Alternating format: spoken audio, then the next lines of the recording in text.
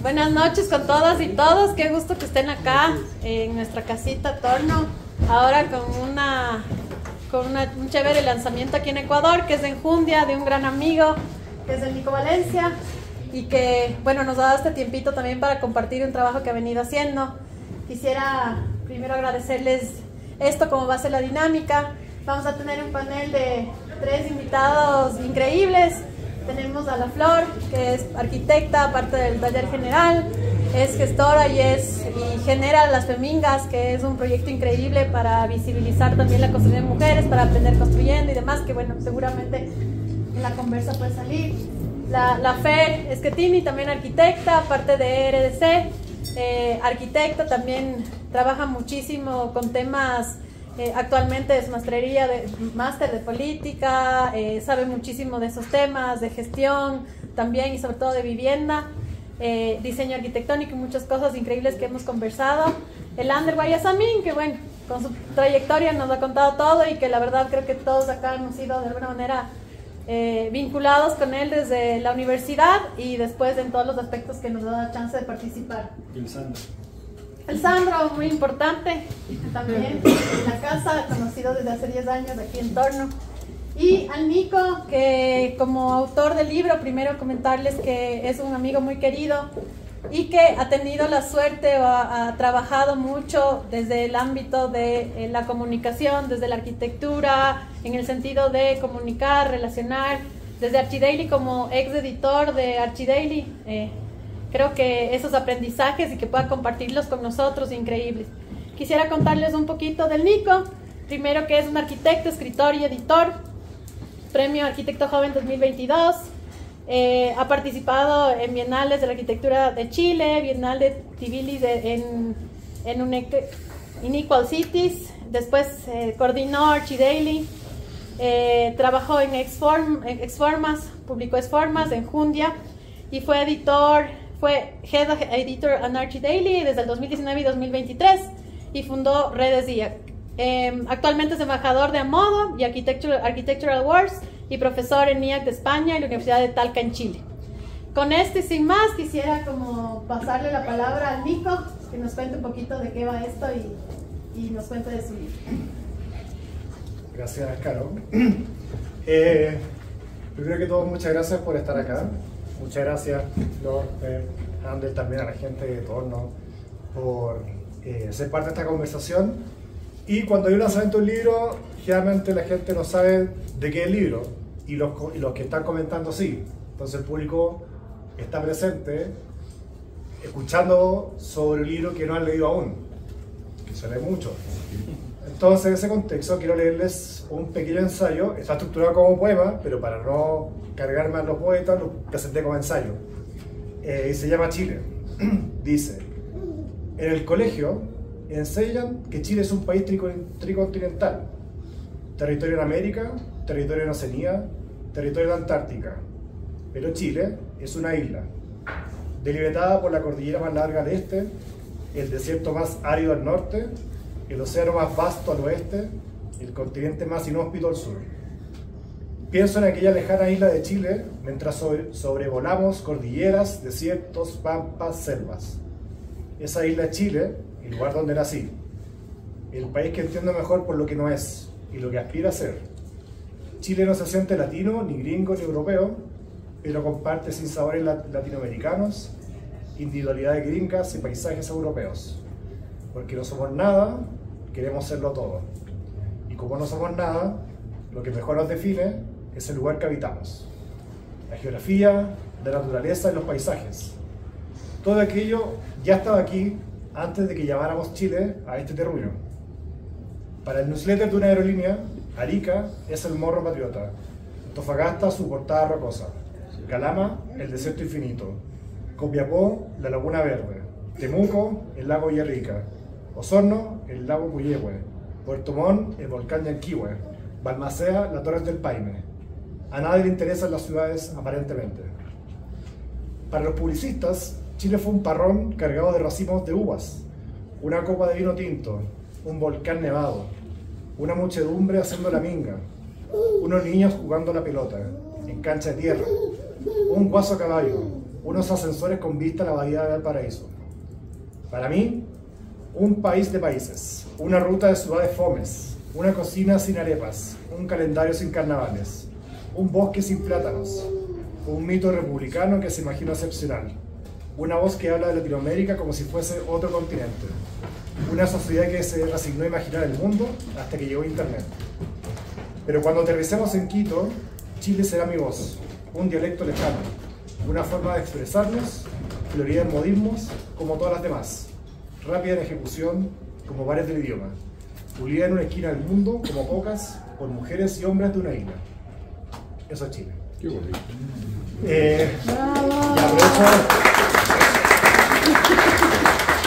Y aprovecho ese aplauso para también dar un aplauso a quienes están comentando el libro de hoy, así que se repita ese aplauso para Flor acá, un aplauso. Y como el moderador voy a ser yo en realidad, entonces va a ser más conversación. No sé quién quiere partir comentando. Por favor, ustedes. Ahora sí. ¿Sí? Ah, ¿quieres que yo empiece?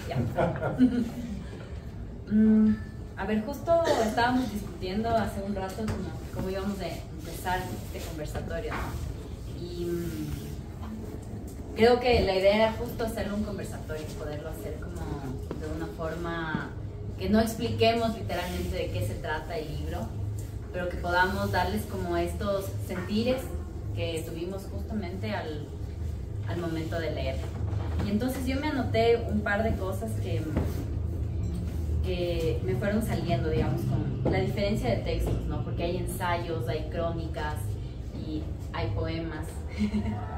Entonces, un poco lo que me parece a mí es que Enjundia propone un diálogo.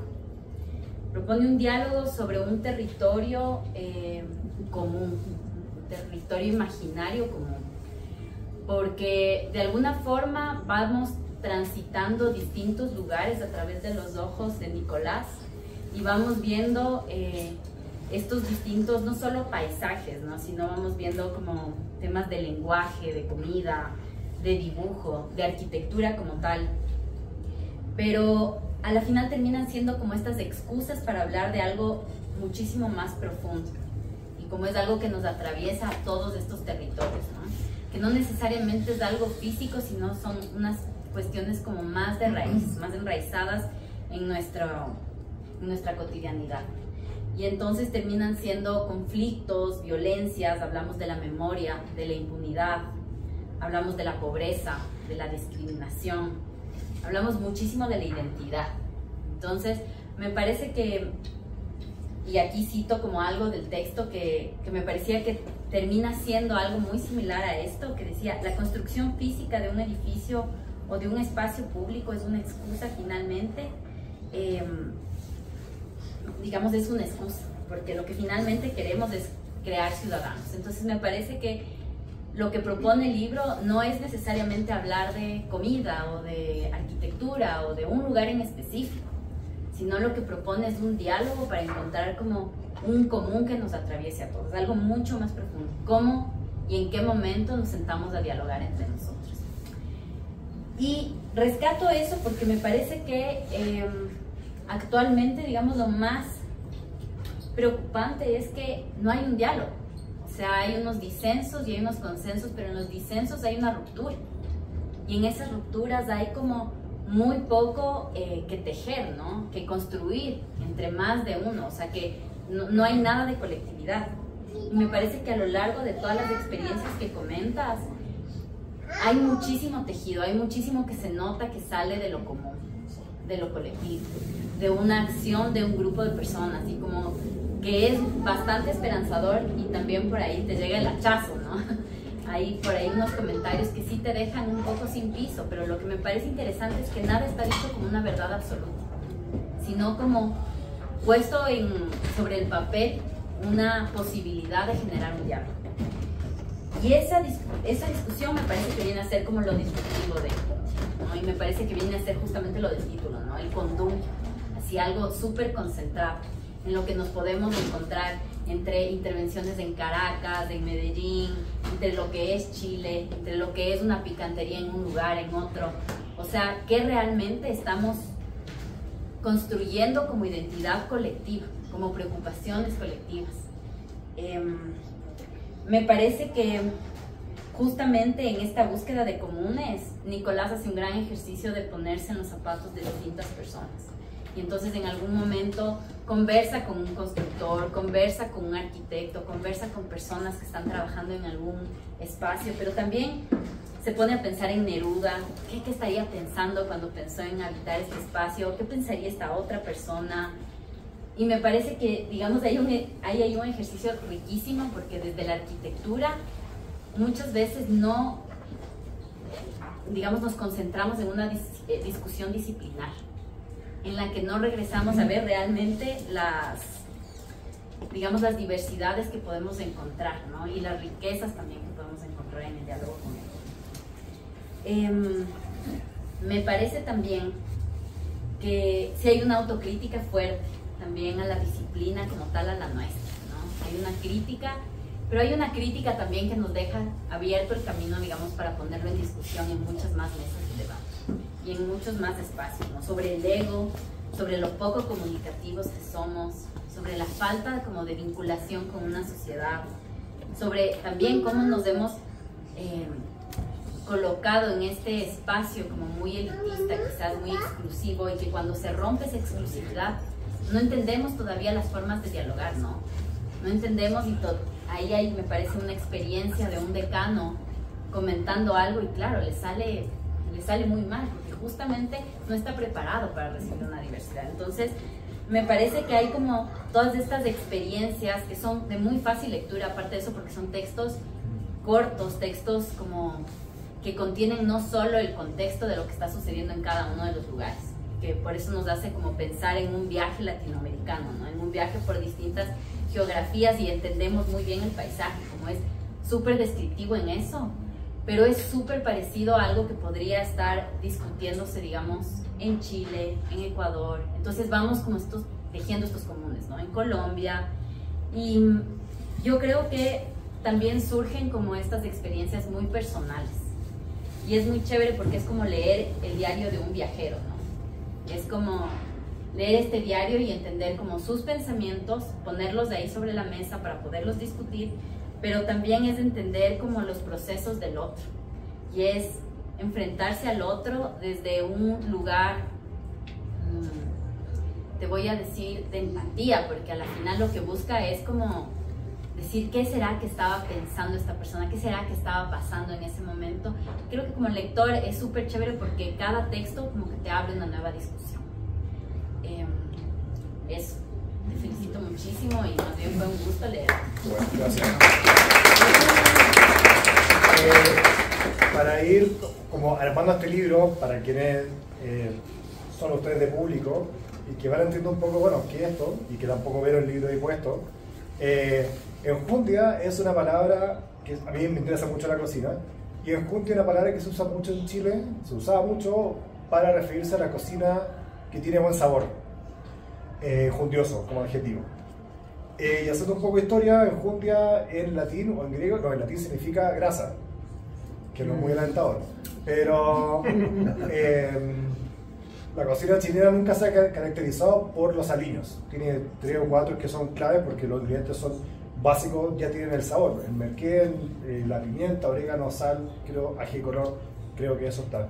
Pero en realidad viene del siglo XIX, cuando se cocinaba con grasa, y incluso también en sectores rurales también se asociaba que la grasa, ahora sabemos lo que tiene la grasa, qué sé yo. Piensen que el concepto de vitamina tiene un siglo. O sea, nuestros bisabuelos nos hablaban de comida, tómate la naranja porque es vitamínica. No existía. El nutriente tampoco existía como concepto. Y en el siglo XIX hacía referencia a la cocina que tenía buen sabor y que generalmente ese sabor lo daba la grasa. Quizás como la faresca también, la cazuela en Chile es una preparación que no es la suma matemática del ingrediente, no es choclo, papa, carne, X, Y, sino que es la suma de la cocción que va dando la misma olla, de ingredientes, el tipo de papa, el tipo de choclo, lo que sea. Entonces, la enjundia, hago este nexo también para explicar un poco, pero hablando de lo que tú decías de como que esto está apretado, un poco va en esa línea. Que son textos que yo planteo como muy, un amigo dice que son ladrillazos, en el sentido que esto es muy denso, es como un caldo Maggi, así como bien apretado, porque tampoco me interesa escribir por escribir ni hablar por hablar, entonces va un poco en esa línea de que el libro así sea fundioso, y de hecho en la portada se ven estos ají, como decimos en Chile, al chile, que asocia mucho al ají verde que se usa, que un sabor en Chile que no es picante, que en Chile se come lo picante, entonces el ají que no pica, y el ají que ayuda con lo crocante, como la cebolla. Entonces da un sonido pero no pica. Y hay gente, cuando uno cocina pebre, que es como el pico de gallo, te dicen, está bueno, no pica. Que me dirían, entonces imagino así, entonces no tiene mucha gracia. Haciendo esa pausa, Flor, cuéntanos. A ver, yo traje un machete. ¿Cómo dicen acá la cosa? Un torpedo en Chile. Torpedo, bien. Bueno, buenas noches a todas y a todos. Qué bueno que estemos aquí reunidos. Yo quería compartirles que, bueno, que leí el libro como hace 2 semanas, porque me pasa que cuando veo una obra, o cuando leo, o cuando voy al cine, o veo una película, lo que sea, como que me toma un tiempo procesar el impacto, digamos, de lo que leí o lo que sea. Entonces, bueno, me tomé mi tiempo porque sentía que si no, no iba a tener nada para decir, básicamente. Y creo que se fueron asentando las ideas, como que se fueron armando. Una de las cosas que también me sucede cuando leo un libro es que por ahí me dan ganas de no leer el prólogo, ¿no? Como de entrar directo al libro, porque siento que quiero leer ya el condumio, ¿no? En este caso el plato fuerte. Pero me pasa con este libro que tiene un prólogo increíble. Me encantó el personaje que lo escribe, que se llama Ariel Florencia Richards.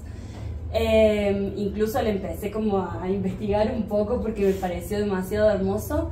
Y ella hace un diálogo hace un diálogo con el artista Gordon Matta Clark, que si no lo conocen, como que les invito a que conozcan su trabajo porque está muy bueno, y lo relaciona y lo vincula con Enjundia. Entonces creo que es un prólogo que no hay que saltarse, digamos. Luego, en la línea de lo que decía la Fer, me gusta como pensar que el Nico es como este recolector de historias que va por los países, por distintos países, registrando en su escritura, porque justamente él mismo lo dice, en un momento de su texto dice: con la urgencia de quien siente que estas historias pronto se desvanecerán, anoto algunas de ellas en el blog de notas del teléfono. O sea, como que trata de rescatarles antes de que se esfumen. Y bueno, a raíz de eso, como que mi mente obsesivo-compulsiva con todos estos ladrillazos que nos metiste en el libro, pensaba cómo el Nico habrá organizado esto, o sea, cómo habrá sido la maquetación del libro, cómo te imaginé haciendo como con hilos de colores y poniendo como estaba primero, estaba después, y así como organizando, viendo el orden de eso. Y bueno, incluso eso me llevó a pensar como y a garabatear un poco en el papel todos estos países por los que el Nico nos llevó de viaje, digamos, ¿no? Que no sé si son 8 o un poco más, pero son muchos países los que están en el libro. Entonces eso está como bueno que uno acompaña este recorrido. También pensaba que el libro tiene como mucho sentido del humor. Me gustó eso, como me gustó acompañar ese sentido del humor a lo largo de las crónicas y de los ensayos. Por ejemplo, en un momento se refiere a una campaña que hubo en Facebook y en Twitter y dice: abraza, o sea, esta campaña se titula en una parte, como uno de los lemas que tiene es como: abraza a un estudiante de arquitectura estresado. Me pareció buenísimo. O como cuando también dice a Chile el último rincón del mundo, todo siempre le llegó tarde, mal o nunca. Me pareció muy bueno. Y dice también como que dice que qué bueno que hay ciertas expresiones chilenas que afortunadamente están en desusos, como olor a roto. Entonces yo me sentí parte de esta comedia, porque si no pensaba que haría una argentina presentando un libro de un chileno, ¿no? Entonces, y cuando le escribo en este texto, escribo Argentina con mayúscula y chileno con minúscula, porque aunque son gerundios los dos, digamos, gentilicios, perdón, Muy argentino. soy muy argentina. Entonces luego leo en el texto este que dice un sobre de levadura, una red de periferias y una crisis en cámara lenta, así se llama el texto. El Nico escribe, y le cito, dice: me sorprendí de nuevo al saber que las hamburguesas que compré se fabrican en el sur de Chile y se exportan a Argentina y a Colombia. Es como venderle mezcal a México. Entonces, bueno, recibo el comentario como típica argentina, pero no me ofendo porque soy del interior, y porque abrazo con el mismo humor esta distancia que nos separa, esta distancia de la cordillera que nos separa, histórica y territorial, pero que hoy por hoy, en el siglo XXI, ya sabemos que es un mismo territorio con todas sus desigualdades y con todas sus... o sea, que compartimos estas desigualdades, ¿no? Que como es que están en un mismo territorio. Y bueno, interpreto que también en el texto Chile que vos nos leíste recién, también hay un sentido del humor, y eso me hace sentir como, me da ternura y me hace sentir como parte de esta argentinidad desde ser extranjera también, y me parece lindo como uno puede enunciar su lugar, ¿no? Bueno, otra cosa que me parecía importante del libro es que el Nico nos pasea, digamos, por estas 1001 formas que tiene, que conocemos algunos y otros no, y que estamos por descubrir estas formas de hacer arquitectura, que son súper diversas y que son infinitas, y que como que abre puertas y sigue abriendo puertas, y hay muchas formas de hacer arquitectura. Y eso me parece lindo porque te vas identificando, ¿no? Como en estos personajes de alguna forma. Entonces, por ejemplo, hay un texto que se llama ¿Qué ve Germán Samper cuando dibuja? Él es un arquitecto colombiano de apellido Samper que tiene como más de 5000 croquis hechos a lo largo de su vida en distintos lugares del mundo, y me parece súper lindo porque yo anoto como al lado del texto, anoto que Samper lee la arquitectura, digamos, a través de sus trazos. Y entonces también el Nico dice, en el libro, dice: es común que a los arquitectos los jubile la muerte, en el texto de Samper. Yo pensaba que ojalá no sea mi caso, pero fue el caso de él, y pienso que también es como otra forma de hacer arquitectura, no es parte de la profesión, eso también, como que uno llega con estas profesiones así hasta el último de los días. Y pensaba como en el armado del libro, que él habla de esta historia de Samper, y luego en donde el arquitecto viaja por el mundo, registra, ni sé qué, y luego de eso cuenta la historia de este personaje arquitecto boliviano muy conocido que se llama Mamani, y también escribo como escribo como en mis notas del libro que Mamani hace la arquitectura, o sea, que crea su arquitectura pero desde el hacer, ¿no? Él era ayudante de albañil, dices, ¿no? Y empieza desde ahí, empieza a crear un estilo propio, entonces el Nico nos cuenta cómo eso pasa. Y avanzo la lectura, y ustedes también lo harán, y él habla de un caso de Chile muy polémico, que es sobre un mall, sobre una construcción de un mall en Chile, del mall de Castro, y eso me lleva a pensar como en las complejidades de la arquitectura, de la política y de la arquitectura y del urbanismo, y como en lo jodido que es el urbanismo y el tema urbano, y como vincularnos a eso como arquitectos, pero también como ciudadanos, o sea, como ser escuchados. Y escribo en una nota así como muy solemnemente al lado de mi texto: una mirada a los problemas del urbanismo latinoamericano con sus particularidades territoriales. Y bueno, pienso en esto, como en esta complejidad del urbanismo, ¿no? Que también es otra escala que nos muestras.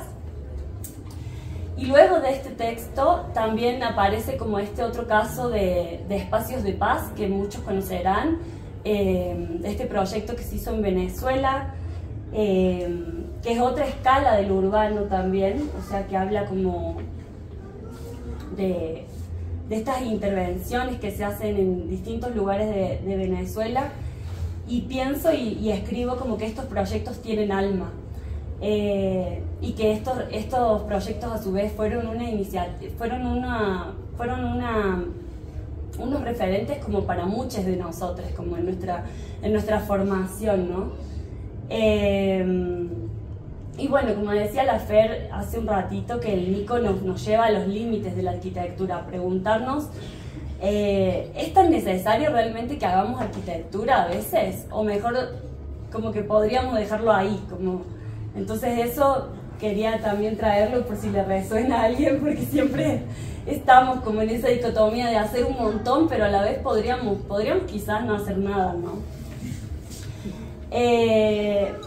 Y bueno, solo para hablar un poquito de los ensayos, siento que el Nico cierra un poco el libro con estos ensayos, porque como que ahí ancla su melancolía y también invita a que surja la melancolía de quienes estamos leyendo. Y me gusta que él nunca, como que no deja de jugar en sus textos. Siento que dice, que juega cuando dice, era un día soleado, pero cuando lo revivo lo pinto como nublado. Entonces como que trae este tipo de frases. Y bueno, nos muestra la arquitectura desde sus experiencias personales, desde la espontaneidad, la cotidianidad. Nos lleva a visitar las arquitecturas de ferias, de restaurantes, de cocinas. Habla de la gentrificación gastronómica, nos regresa a los tiempos universitarios también. Y en este atropello de palabras descubro una última nota que tenía en el texto, que decía cómo hablar del libro sin spoilearlo todo, pero sí invitarles a que lo lean. Te sorprenderá.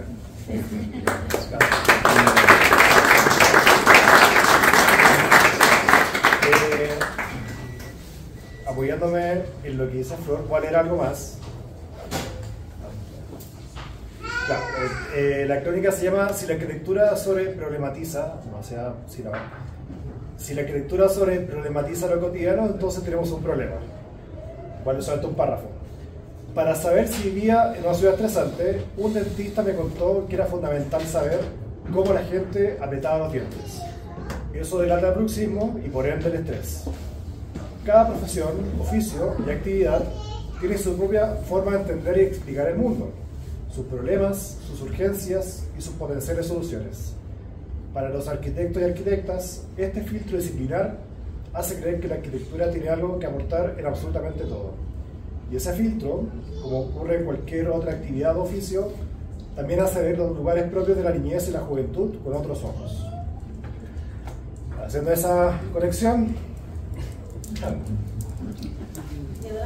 Bueno. o sea, no para él, sino hay que le llegue. Gracias.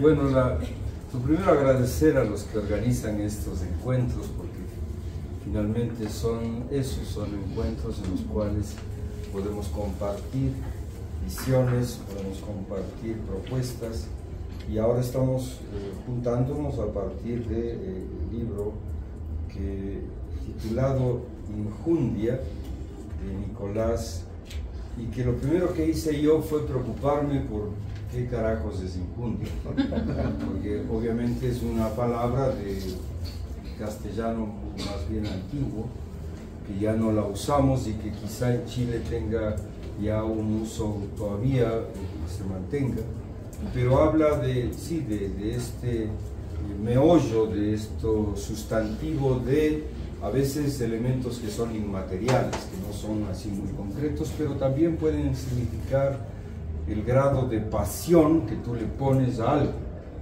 Sí, creo que también va por ahí, ¿no? Pero cuando hablaste de la grasa, también hay una definición que habla de esta parte que envuelve a la huevera, es decir, en los pavos, en las gallinas hay una grasa que envuelve a los huevos para que se vayan, digamos, formando, que vayan creciendo. Entonces, luego de tener una dosis de tranquilidad sobre el término enjundia, si escribes algo durante un tiempo y le quieres bautizar, como es bautizarle al guagua, obviamente es importante, es una decisión importante. Y a partir de eso dije, bueno, y entonces, ¿por qué la relación de esto, de este término, con lo que has hecho, con lo que has producido, para ir encontrando, digamos, este hilo conductor que nos lleve a descubrir la enjundia de esta propuesta literaria, escrita, etc.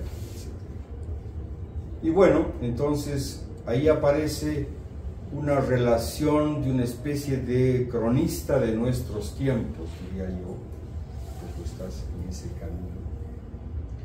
Luego de haber sido arquitecto y además haber estado metido, diría, en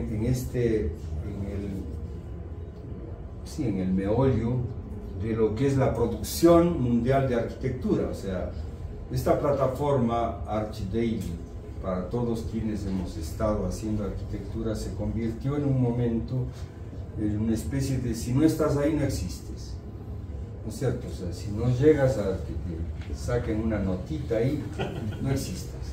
Entonces a veces, no sé, hay que hacer piruetas para llegar allá. Y claro, entonces yo creo que esa experiencia, que dura un tiempo importante en tu vida, hace que yo sentí eso ya al final del libro, sentí que un poco te agotaste de la arquitectura. Un agotamiento, y no sé si le estoy dando en el clavo, pero hay un agotamiento porque has visto tantos miles de proyectos en donde de hecho los arquitectos tenemos casi ya una especie de desviaciones cuando viajamos, cuando vemos un libro, etcétera. Estamos buscando ya la imagen, el plano, el corte, la vaina, para entender el mundo a través de la arquitectura, y eso es una desviación, porque la realidad a veces es más sencilla o más compleja también y no se describe en términos arquitectónicos. Entonces, claro, resulta que yo sentí, después de haber leído el libro, que aquí tenías casi como un rechazo inclusive a la arquitectura.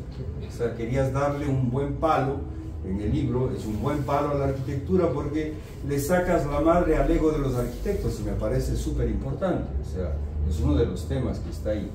Pero también, digamos, ni siquiera haces un croquis, porque podía haber sido este recorrido, este viaje, ¿no es cierto?, acompañando de un dibujito, ¿no? Aquí estuve, esto, cero, o sea, no haces... una imagen en el libro.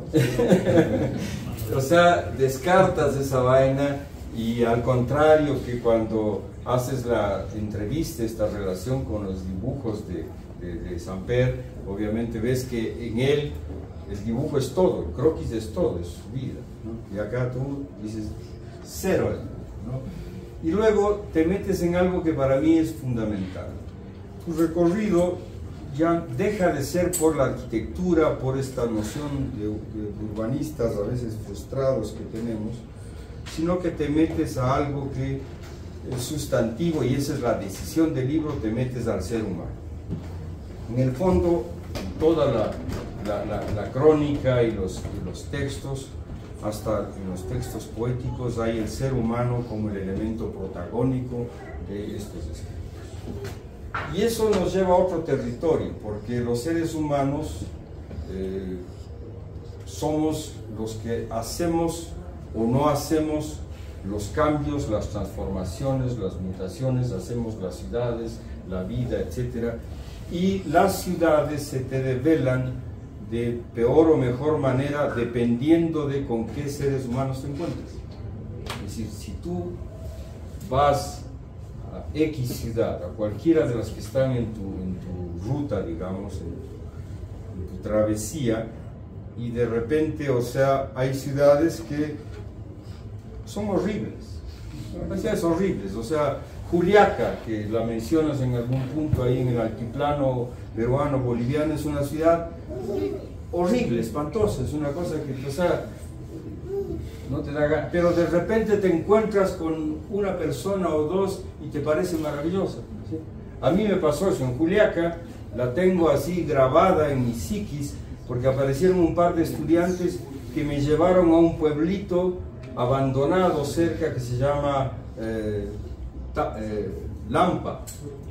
Y en el pueblo de Lampa descubrí una de las cosas más brutales de este continente, que es la presencia de dos réplicas de la Pietà de Miguel Ángel en Lampa. Cosa que nadie sabe que existe siquiera, pero es la persona la que finalmente te guía en esos recorridos. Y entonces unos recorridos gastronómicos que son brutales. O sea, pocas veces yo he visto un arquitecto que tenga tan placer en describir cómo se hace un sándwich en Santiago de Chile, en el mercado. Entonces me parece que hay unas frustraciones también, porque la gastronomía te tiene agarrada del ombligo, hermano. O sea, es una cosa así que no, que la disfrutas. Entonces creo que sin duda, y digo esto porque es bueno encontrarnos de que los seres humanos habíamos sido importantes. Entonces resulta que aparecen unos personajes que son, digamos, Quito, que son Caracas, que son Medellín. En el caso de Medellín, ese personaje es el que te habla de la gran transformación de la ciudad más violenta posiblemente del mundo, a lo que es ahora la ciudad for export, ¿no? Del urbanismo responsable, por darle un término, ¿no es cierto? Pero es ese personaje, ¿no? Que está ahí metido. Entonces creo que en cada caso ir a descubrir, ¿no es cierto?, las ciudades a través de personas, de seres humanos con nombre y apellido, me parece un acierto.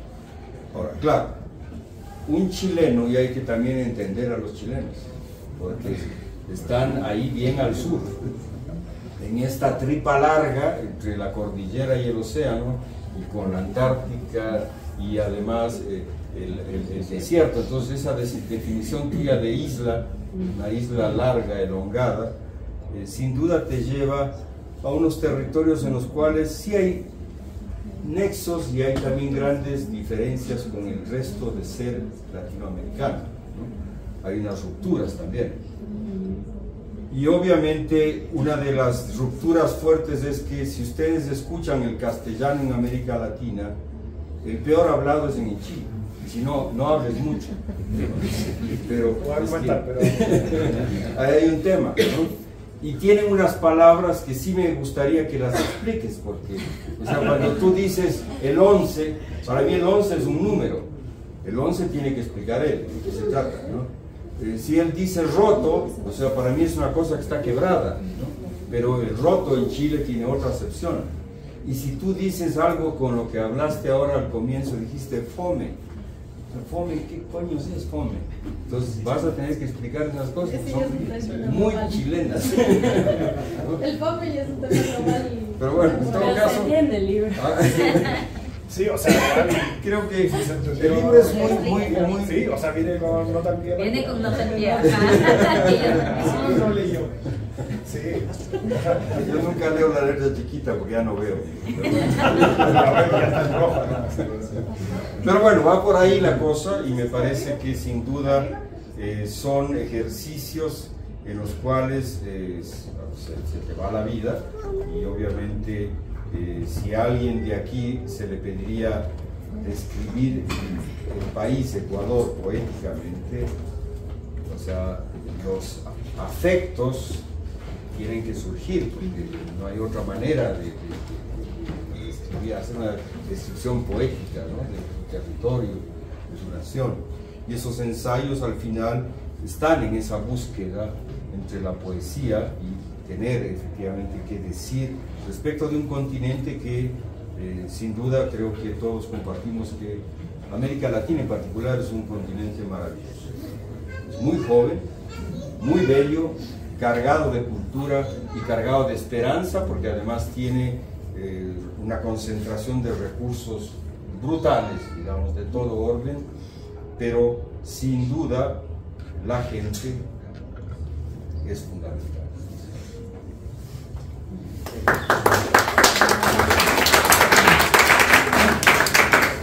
Ya, creo que responde y que no. Bueno, fome es aburrido y creo que gran parte del libro, a ver, doy un poco más de contexto. O sea, hay cosas que ustedes leen que yo no leo y esa es la gracia, desde la melancolía hasta como ese como enojo con la arquitectura.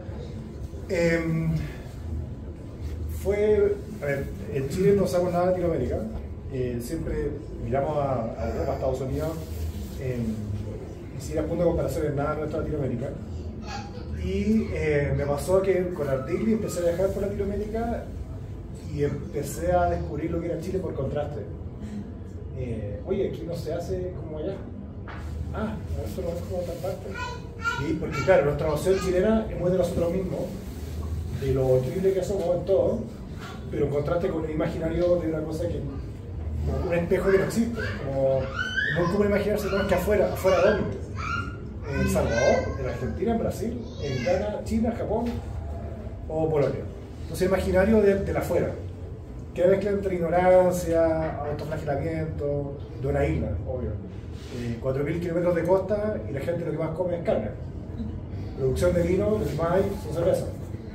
Entonces, algo ahí como con el tema chileno. Entonces, también Chile fue un país que tuvo procesos de migración súper controlada, elegido a dedo, obviamente europeo.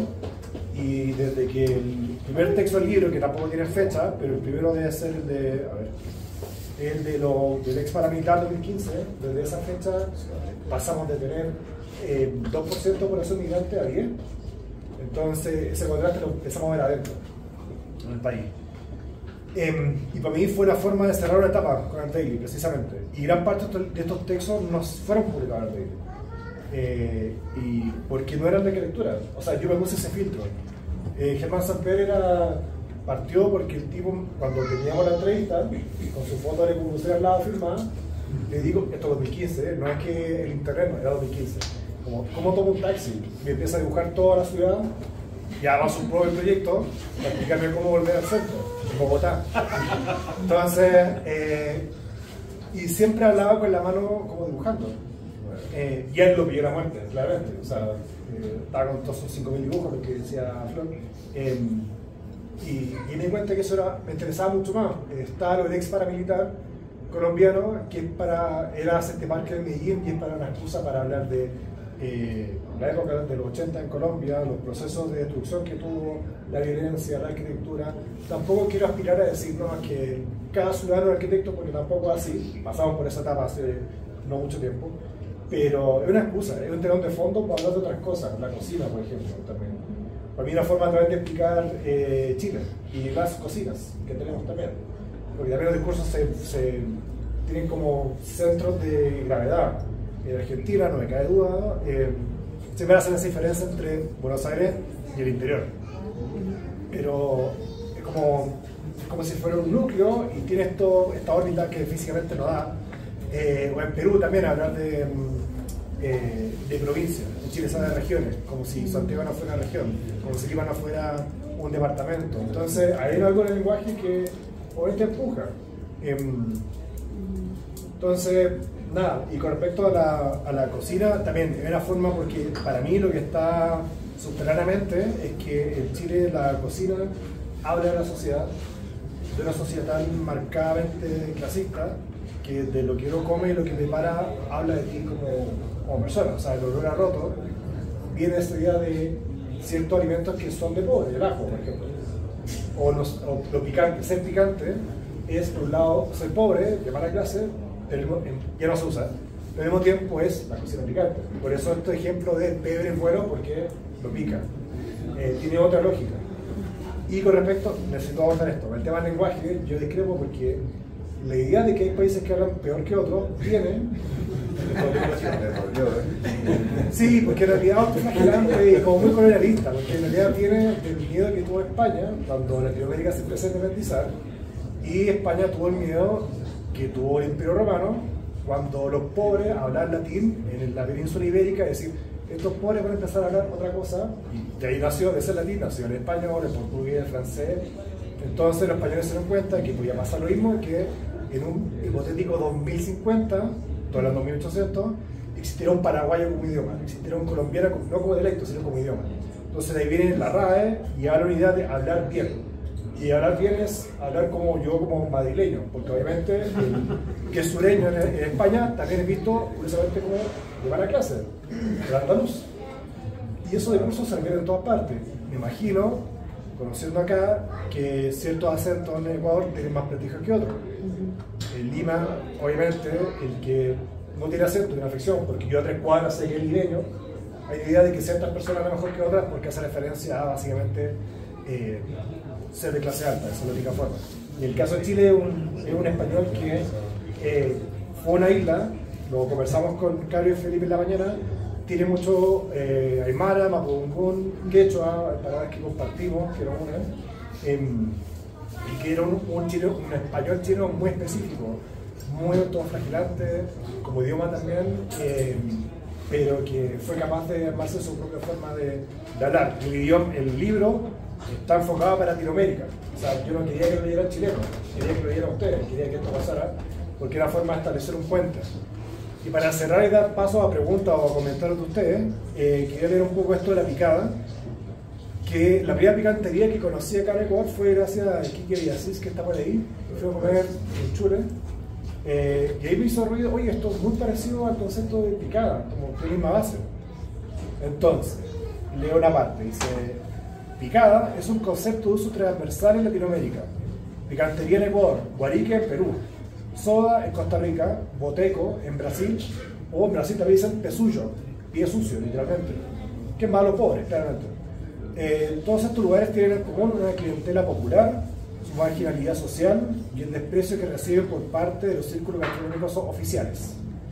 En Chile, La Pejera, una chichería, un lugar que vende alcohol,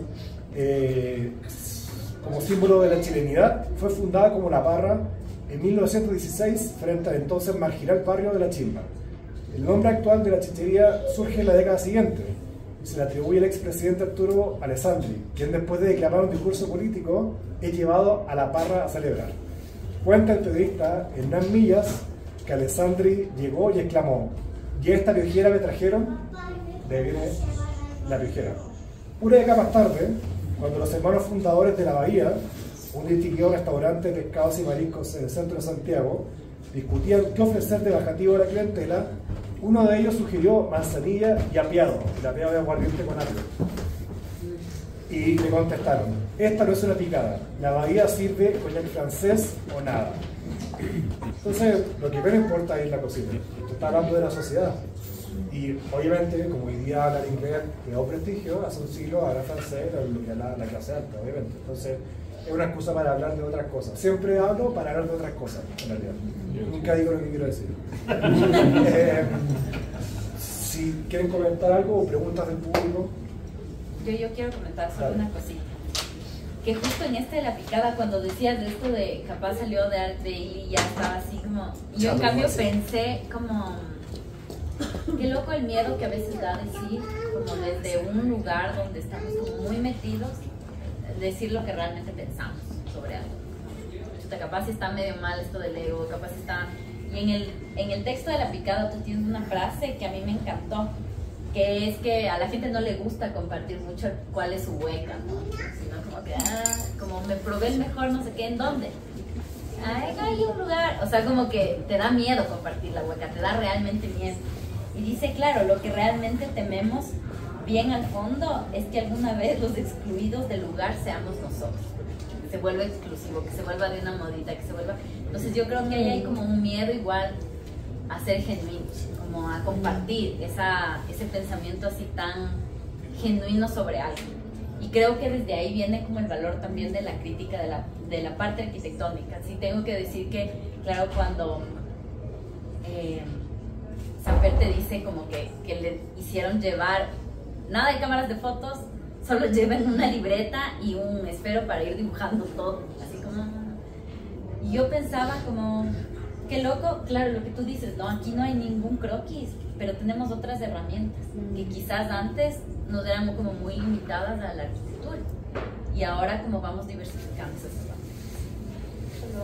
ya que justo antes de saltar al Flor, es que lo pensé el tema del dibujo, todo, de partida no dibujo bien. Y segundo, era el desafío de poder expresar eso con la palabra. Como que ese era el desafío. No sé si lo logré, pero era la intención. Porque si explico algo y veo la foto, ¿para qué está el texto? Entonces ese es el desafío. Igual está Google, entonces pueden buscar después si efectivamente tiene sentido lo que dije o no, pero claro. No, pensaba con lo que decía la Fer de que como que alrededor de la arquitectura como tal o de los objetos arquitectónicos que se generan estas otras cosas, hay una otra historia que cuenta desde su práctica en la universidad que a mí me pareció muy increíble. Y pensaba como, y habla como de un blog que hacen los estudiantes de arquitectura y donde empiezan a hablar de un montón de mierdas que nada es arquitectura, digamos, como que cosas como, no sé, o lo que sea, digamos, ¿no? Y empiezan a postear ahí. Y es muy loco porque hoy por hoy, bueno, vos dices ahí que el blog no está como rescatado, pero por capturas de gente que hizo capturas o cosas así, pero ya se fue toda la basura, lo que era tan rico que era todo eso otro que pasaba alrededor del estudiantado, de lo que se preguntaban. Y nada, como que a mí eso más que pensar en arquitectura, lo que me hizo pensar es como en esta pregunta de cuál es el germen, digamos, de las cosas chéveres, ¿no? Como hay veces que pasan cosas muy chéveres, pero no sabemos cuál es, como en qué momento se dispara, o sea, cuál es el germen de eso. Y bueno, nada, quizás preguntar cómo apareció eso, porque yo siento que decanta después en tu paso por plataforma, ¿no? ¿Ese sitio? No, como ¿cómo nació así?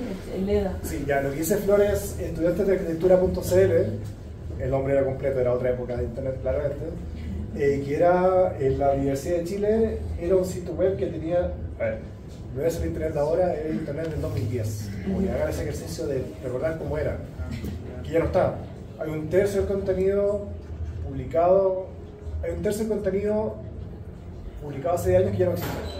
Entonces la idea de que está todo para siempre en internet tampoco es así. De hecho, una herramienta que yo recomiendo mucho es web.archive.com, que sirve para rescatar archivos porque si no esos van a desaparecer. Nada de ese sitio existe hoy en día. Y partió en ese entonces en un contexto en que está el boom de la arquitectura chilena, estaba el Daily y la Universidad de Chile, que es una de las dos grandes, la Chile y la Católica. Había un sitio web anónimo que gente escribía de arquitectura, escribía amamos lo banal, no la binal, que era como el mensaje que estaba de eso. Y empieza a tirar pura mierda y tratar de hablar de otras cosas y como esta cosa autoflagelante chilena de mirar para abajo y como revisar Daily, reírse de los arquitectos de la época. Y curiosamente después me entero, porque invitaba a participar, eran todos ayudantes de la universidad, era mainstream, era gente que impartía clases. Entonces, pero había como unas ganas de ser anónimo y, o sea, tenían que ser anónimos porque obviamente claro, si era tan, no sé si tan rompedor, pero si era tan burlesco, eso tenía un costo. Y como le pasa a las cosas exitosas, las cosas que son alternativas tienen que convertirse en mainstream. Porque por eso está el éxito. De ese grupo, yo me fui al Daily. Uno se convirtió en director de escuela de arquitectura de la Católica de la Chile. Gente fue curadora de la Bienal. Entonces, como eso no es un problema, es un problema si tú quieres ser siempre alternativo, que encuentro que es muy agotador. Pero si tú estás proponiendo algo nuevo, no era el caso mío, el de ellos, si ellos quieren proponer algo nuevo y funciona y la gente lo acepta, ¿por qué jugar a hacer punk si podías hacer tú los cambios por dentro? Entonces, es un ejercicio que da retrospectiva porque habla mucho de una época de internet en Chile también. Como éramos una isla, por eso internet entró tan rápido en Chile. La tasa de penetración de internet en Chile 2010 hasta ahora era la más alta de Latinoamérica, de acceso a internet, teléfono. Hace 7 años ya había más teléfonos que personas en Chile. Entonces esa necesidad como de ser parte del centro hace todo tipo de iniciativas, y de ahí viene el tema de ahora ser estudiante de arquitectura estresado, que fue muy bonito porque básicamente también como que nos reíamos mucho de esa cultura autoflagelante, masoquista de los arquitectos, que sabemos que no es cierto, no porque no se esfuerce más hay mejores resultados. Si un papá tiene plata, eso quizá ayuda más, o si eres hombre, y así sucesivamente. Entonces, pero el ejercicio que hacemos en nuestra perspectiva, y ahí yo veo que consiguiendo, veo gente que estaba haciendo cosas en su pero es un ejercicio que no mira para atrás. Y ese es el tema, porque cuando la gente... como la nostalgia surge solamente cuando tu presente está malo. No puede existir nostalgia si está ahí bacán, si está todo perfecto. ¿Nostalgia de qué? La nostalgia es sentido de pérdida. Y ese ejercicio solo se hace mirando al pasado. No puede sentir. Por eso nostalgia futura suena contradictorio, porque no existe. Es como sentir estas cosas, pero hay un sentido de pérdida. Y ese entonces nadie decía, oh, estamos haciendo esto. No, era cualquier weá. Son ejercicios que hacen en retrospectiva, pero eso no se da cuenta, igual fueron sus mejores años con alguien, o en un proyecto, o en una obra, o en la vida, cuando ya desaparece. Esa es la nostalgia. Y eso es lo peligroso de la nostalgia, porque aísla parte del pasado sin considerar las otras cosas que te estaban pasando. Quizás echáis de menos irte más de fiesta, pero quizás estabais quebrado y no habláis con tu familia o estabais sin trabajo. Entonces, una selección, un cherry picking, como se llama, una selección ad hoc, como un buffet del pasado para un presente que duele. Y ya lo ven a nivel mundial. Nostalgia de cosas que son como ¿cuál fue ese pasado tan glorioso? ¿En qué momento? Y ese ejercicio surge solamente cuando se pierde. Yo dudo que en Singapur tengan nostalgia de cuando eran pobres. Dudo que en Hong Kong tengan nostalgia de cuando eran pecadores. Entonces, va en ese sentido, como que es un ejercicio de retrospectiva cuando uno se da cuenta de ese género. Y viendo el resto también, pues, y cómo eso va construyendo algo. Por eso que el libro es como cerrar una etapa, porque también sentía que esa forma de escribir, o esas cosas que están ahí, van a desaparecer. Entonces hubo un archivo contra la memoria, yo creo. Eso es un poco el libro.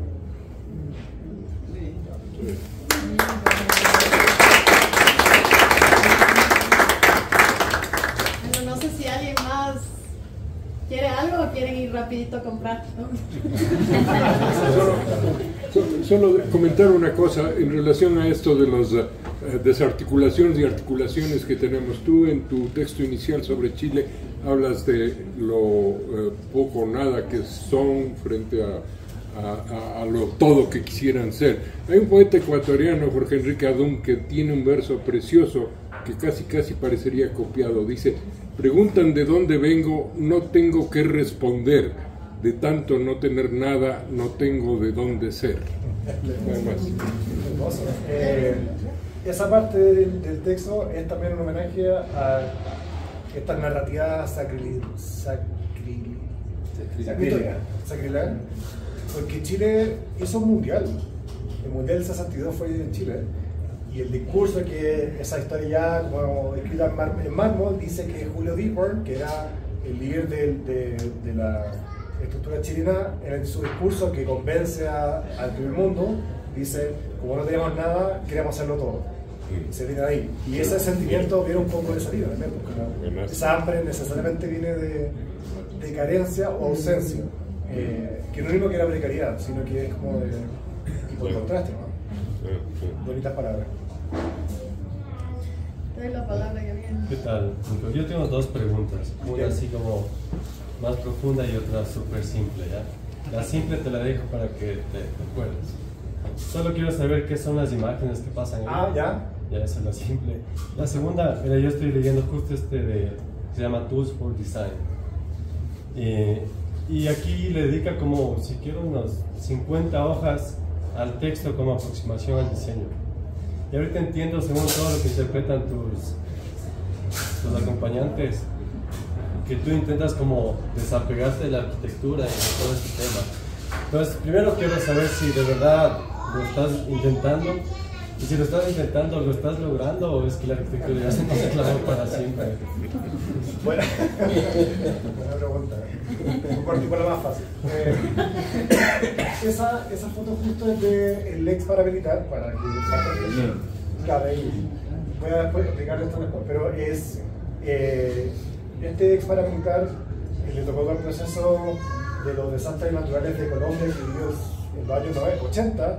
Nuestros mayores recordarán videos de la típica imagen de una niña como con barro hasta acá y que se va a morir en la entrevista, y se va a morir. Y fue una época que pasaba muchos desastres, el tipo queda huérfano y el Estado se desborda, no tiene cómo cubrir a todo el mundo y entran los paramilitares a tomar su rol y él obviamente entra a ese proceso, se acoge el proceso Paz de Uribe del 2003 y le dice quiero hacer un parque. Nadie le cree, obviamente. Yo estoy escuchando acá. Y entonces esa vista es de Medellín desde su parque. No es que haya una trampa, pero Medellín el clima está para hacer, bueno, acá también, uno pone cualquier cosa y sale. Pero él fue capaz de darle coherencia. No, pero más fácil que Santiago, tendría que echarle agua para acá eso fue en canoa, eso donde estoy en el suelo fue hecho en canoa. Fui una vez en Ecuador y iba un poco en esa línea en que David no hacía, no escribía el terreno. Entonces me interesaba mucho poder llevar esa idea de Latinoamérica al mundo mundial, como dice. Entonces estoy escribiendo en el suelo ahí en canoa. Ese techo es una intervención que habla también de esa cosa chilena.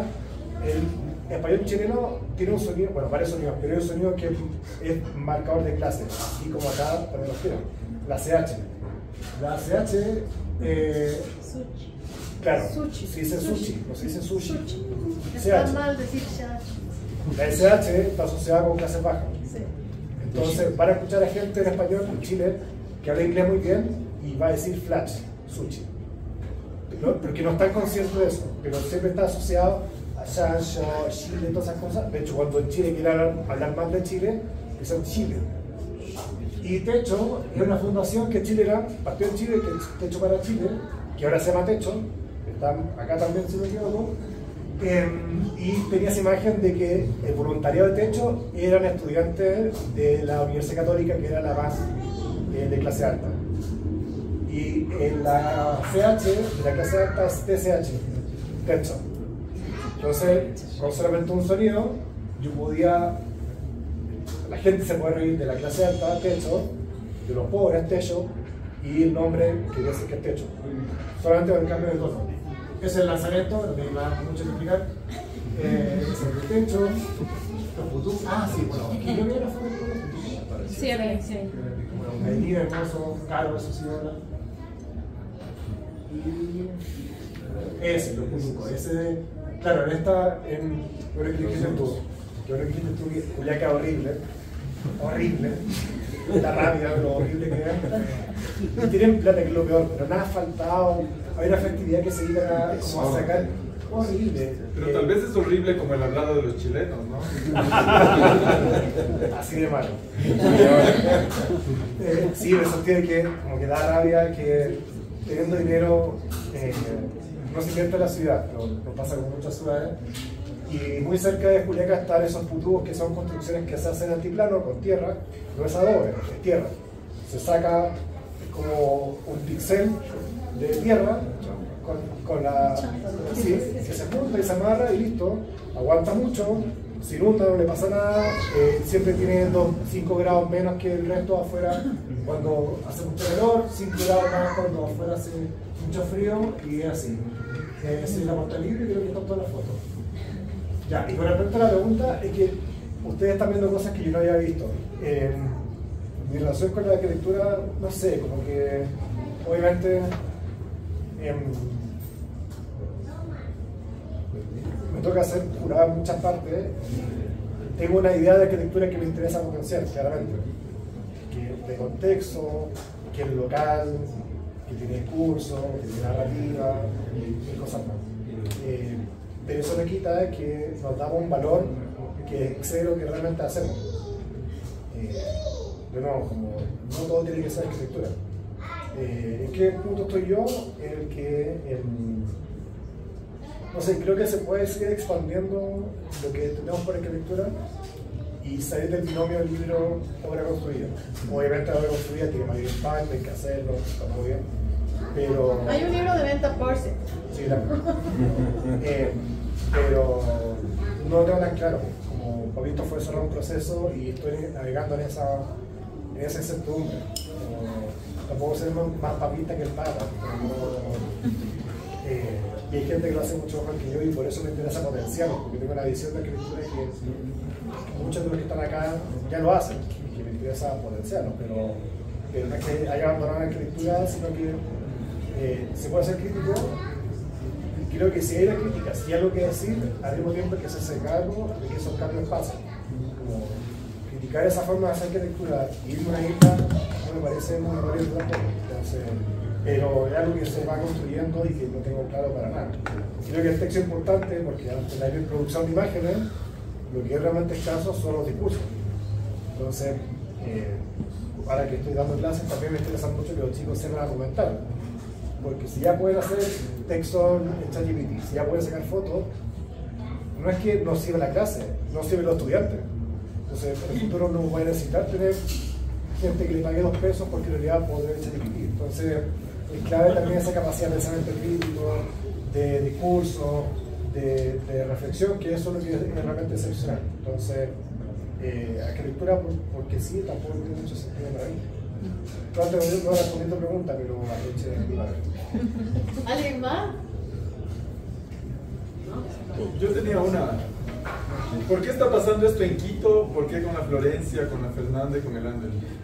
Está pasando en Quito porque quiero, bueno, de hecho, terminando esto, vuelvo la próxima semana a Chile y doy un curso de arquitectura latinoamericana en la Escuela Talca. El curso es muy corto y voy a enfocarme como a hacer de embudo. No puedo abordar toda la arquitectura, sino que voy a hablar de Ecuador. Porque creo que lo que está pasando acá es de lo que más interesante pasa en Latinoamérica junto quizás con Paraguay. Yo lo he comentado con varios de ustedes, pero es muy raro lo que pasa en Ecuador porque obviamente están los grandes edificios y el mercado inmobiliario sigue haciendo sus cosas, pero hay como varias generaciones muy apretadas entre ustedes mismos, que en otros países hubiese tomado 3 generaciones, 4. Que la imaginación esté, voy tirando nombres, que esté Flor, que esté Fer, que esté Jate, que esté Rama, que esté al borde, que esté Natura, y que tengan 20 años de diferencia, eso es muy difícil. Que trabajen juntos, que se compartan el conocimiento, que respondan a climas distintos, a condiciones distintas, a remodelación, no pasa en otras partes. Entonces, eso lo hace excepcional en Ecuador, no sé si lo ven, si se dan cuenta, pero pasa, y eso es muy atractivo. Y con la Escuela Talca en Chile tomó un poco ese curso de, como no tengo nada que puedo entregar, como ya estaba la arquitectura enfocada en Santiago, lo que hace la Escuela Talca es moverse un poco más a lo radical. La Escuela de Talca es una región que está a 3 horas de Santiago al sur, donde se cruza gran parte de lo que asociamos con campo. En Chile el campo es un lugar idílico, que uno va a descansar, se come bien, se sigue cocinando, Freeland Rides, un poco como rescata un poco esa línea de la arquitectura, y hay mucho paisaje. Y lo que hace la escuela es como, bueno, los chicos cuando se titulan tienen que construir algo, se construye sí o sí. Entonces ya la Escuela Talca tiene 700 obras en toda la región, y al punto que uno ya reconoce ese patrón. Uno va a un pueblo de este norte y ve una cosa de madera, Escuela Talca, ¿no? Sí, como que ya... Pero claro, porque cuajó con la forma de hacer arquitectura, un discurso de cómo me puedo diferenciar de Santiago, industria maderera, porcentaje de ruralidad más alta que el resto del país, 20%, que es mucho en el caso de Chile, inversión local, pequeña escala, paisaje, se armó. Entonces hago ese nexo entre lo que pasa en Ecuador puede servir. ¿Por qué ellos? Porque de partida no es casualidad que como aquí hay varias generaciones, no es una ofensa, pero varias generaciones, pero al mismo tiempo, pero hay gente que también es excepcional en el sentido de que son capaces de diseñar, de construir y de armar discursos, que no es fácil. Y a ustedes quizás les pasó que un buen arquitecto no es un buen profe. Un buen profe no es necesariamente un buen arquitecto. Y ese intento por armar discursos lo encontraba acá. Y porque también la visión extranjera de que puedan entregar una argentina / ecuatoriana y 2 ecuatorianos de algo que es también lejano. Entonces, por eso también fue ese mix. También fue la primera persona que, o sea, esto fue curado, no fue como que correalista, fue efectivamente lo que pensamos con la cara, también la cara que la semana de esta elección. Por eso. Yo tengo una pregunta. Dijiste algunas veces que a Chile le cuesta ser latinoamericano. Vas a dar en Talca un taller de arquitectura latinoamericana y seguro está esbozado en el libro y lo voy a leer, pero en macro, ¿qué es para ti Latinoamérica? Mira, Enjundia. con la buena intención que he visto en los últimos años de tratar de hablar de Latinoamérica, tendemos también a estandarizar Latinoamérica. Si 100 millones de personas no pueden pensar lo mismo. Es como si yo hago un esfuerzo, igual que nosotros, si hacemos un listado de 10 oficinas africanas, va a estar difícil representar toda África. Nos vamos a ir por lo que sea bien precario, pero no va a ser ningún rascacielos, que los hay, no va a ser ninguno. Entonces, como en ese intento que tenemos por tratar de, y al revés, o sea, no solo con África, con Asia, se nos olvida que Pakistán también es Asia, pero en Asia lo piensa probablemente Chile, Japón, Corea. Se nos olvida que están otros países. Entonces, con Latinoamérica era ese intento por decir, en Latinoamérica somos, también se pierden como las diferencias. Yo dudo que alguien que viva en Puerto Madero, en Buenos Aires, se sienta identificado por alguien que vive en Bahoyo. Son latinoamericanos, pero probablemente el que vive en Puerto Madero se siente más identificado con su nonna italiana de no sé dónde. El de Bahoyo con el tipo de Guayaquil o con el vecino que se fue a probar suerte a Miami. Entonces, son que los latinoamericanos hoy en día hay regiones, hay condiciones climáticas, diversidad entre los propios países y una búsqueda de discursos locales. Yo creo que todavía no está tan claro qué. Ecuador y Paraguay la tiene más clara, pero también, ¿qué es arquitectura ecuatoriana? Porque la arquitectura paraguaya es igual, pero puede parecer como más de man y todo, pero es de la clase alta. Solo que la gente ya o entendió o se resignó a que no va a llegar a cero chino, que no va a llegar a alta tecnología y que lo que tiene es tierra. Y por eso vimos esos grandes proyectos, pero son proyectos de clase alta. Entonces, y así, con Argentina obviamente es muy distinto hablar de Córdoba que de Rosario o de Buenos Aires. Y en Chile claramente muy distinto esa casa bonita de Peso Forgenhausen que el Museo de Atacama, en el norte, una zona que está seca. Entonces, estamos en esa construcción, creo yo, el clima es clave. Y más que la precariedad es ausencia de reflexión, de reconocer qué es uno. Como no salir a buscar el hormigón, no salir a buscar el vidrio, sino quizás, no, Bahoyo, cómo llegar a eso. Una búsqueda de identidad y al mismo tiempo es contexto, como clave. Yo creo que no se puede hacer arquitectura latinoamericana sin contexto. La buena, pero por eso quizás hace tanto ruido el rascacielos, porque no responde a nada, como también, por ejemplo, en otros países que tienen la cordillera de los Andes, cualquier edificio grande siempre queda chico. Costanera Center de Santiago tiene 300 metros, pero tiene la cordillera de los Andes. Aquí el tamaño no importa. Sí, claro, el Cotopaxi, sí. ¿Cómo? Entonces, por eso yo creo que ese tipo de arquitectura nos baja mucho por esa idea.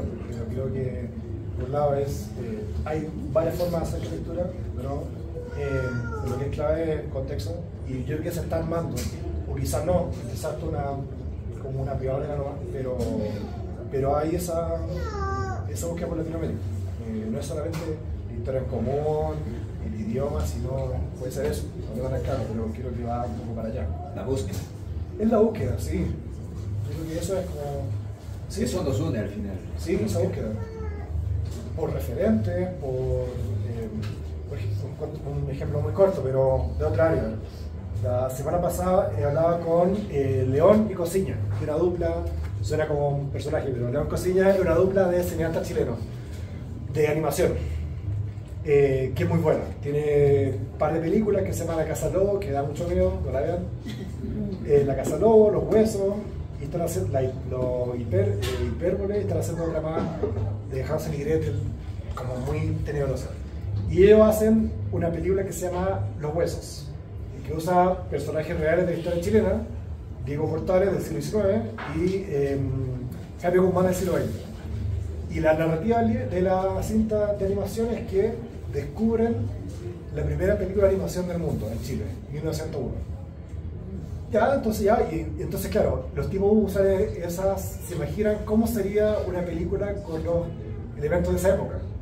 Muy precario, unas cámaras como que no tienen mucha definición, todo a mano, y conversando con ellos, lo que les pasa es que en Chile hasta hace 15 años no había una tradición de cine de animación, y no había tampoco una mitología a la cual recurrir. Entonces los tipos se inventan esa tradición, como diciendo, ¿cómo sería volver a la época en que no había forma de hacer películas? Cuando recién salió el cine. Es quizás como Instagram y los videos de Instagram hace 5 años. Ahora sabemos cómo se hacen los videos, son muy agotadores, pero hace 8 años, como ponerte una toalla y que, simular que eso es pelo de una mujer, era muy innovador en YouTube y en Instagram. Entonces es muy bueno porque lo que hacen estos tipos es que como no tenemos, como hay ausencia de referentes, se inventan la historia. Y pasa que Jaime Guzmán fue quien armó la Constitución del 80 en dictadura en Chile. Diego Portales, el gran ideólogo conservador del siglo XX, siglo XIX, perdón, siglo XIX en Chile, y no lo toman como personaje histórico, sino como mitológico. Entonces es muy astuto porque responde a esa carencia o ausencia inventándosela. Como no tengo nada, ya, entonces, ¿cómo sería esto hace 100 años? Como no tengo personaje, ¿qué personaje de la historia puedo sacar?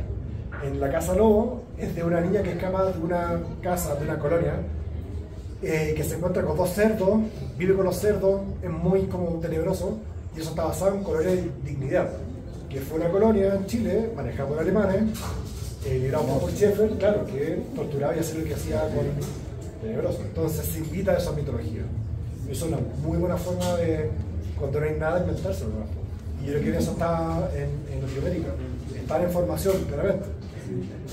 Igual también, si uno ve la arquitectura ecuatoriana contemporánea, serán, no todas, pero si uno empieza a tirar 15 o 20 nombres, yo creo que vamos a llegar máximo 2000, quizás 98, 95, entonces muy corto. Y eso fue también por esa búsqueda. Y quizás en 10 años más nos aburre, porque ya sabemos la técnica, y le pedimos a ChatGPT, hazte una imagen de arquitectura ecuatoriana, y vas a ver la mezcla entre Albor de Natura, Taller, Rama, y como, ya lo vi. Pero ese ejercicio de ausencia es lo que genera como creatividad, y el proceso que hace León Cosiña es muy creativo en ese sentido también, como no hay nada, no es un problema, es una condición. Gracias. Muy bien. ¿Ya? Bueno, primero agradecerles a los panelistas porque es un tiempo y qué chévere que se hayan dado el tiempo de leerle y qué chévere que hayan disfrutado porque hubiera sido terrible que esto haya sido terrible y les hayamos presentado. Se deja leer.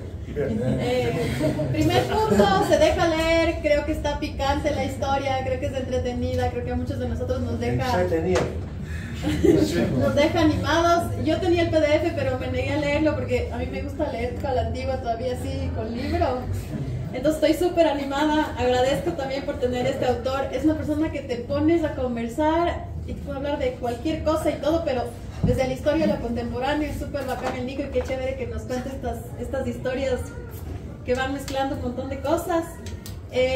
Quisiera solo agregar que aquí, y por qué están aquí, es porque son arquitectas y arquitectos que ejercen la arquitectura, que podrían hablar de arquitectura, pero que tienen búsquedas diferentes y búsquedas que nos emocionan. Y nos parecía que su diálogo, así como fue, nos hablan de todo y los tres nos hablaron de diferentes lugares que vieron el libro y nos contaron desde un tema, desde una geopolítica y la parte social, desde un tema picante y de la anécdota, desde un tema de, qué significan estas palabras y por eso están aquí. Más allá de que son muy admirados por todas las personas que estaban organizando esto.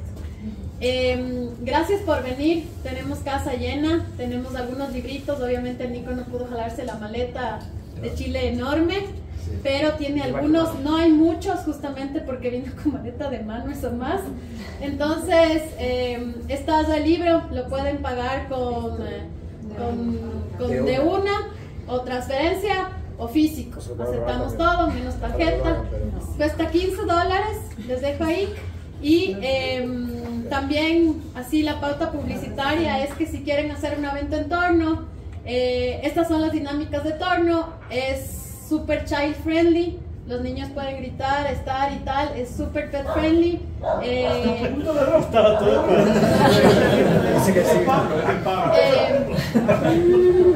Exacto, estuvo pagada la verdad. Justamente para como que hay estos espacios donde podamos tener una dinámica así muy simpática de conversar sobre cualquier cosa y cualquier tema, entonces cualquier cosa nos avisan ahorita a la gente de Torno si se animan a hacer algo.